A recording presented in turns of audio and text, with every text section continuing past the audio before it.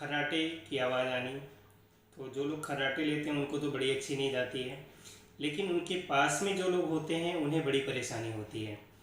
इससे कैसे बचें और इसको पहले दूसरे दिन से ही किस प्रकार से आप ठीक कर सकते हैं, इसके लिए बहुत ही सिंपल सा उपाय आपको हम बता रहे हैं।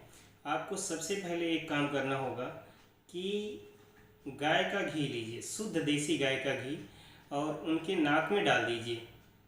दोनों नाक में दो दो बूंद डालनी है। जिनकी उम्र 18 साल से ऊपर है उनको दो दो बूंद डालनी है, और जो बच्चे हैं 18 साल के नीचे के उनको एक एक बूंद डालनी है। घी डालने के बाद 15 मिनट तक उनको लेटने के लिए बोलिए। सीधा लेटना है, पिलो नहीं लगाना है उस टाइम पे। 15 मिनट के बाद उनको बोलिए, वो जैसे चाहें लेट सकते हैं। जब आप ये काम करेंगे तो इससे बहुत फ़ायदा मिलेगा। और घी को डालने से पहले हल्का सा उसे गर्म कर लीजिए। गर्म कैसे करना है, जो पानी होगा, पानी को पहले गर्म करेंगे, पानी के ऊपर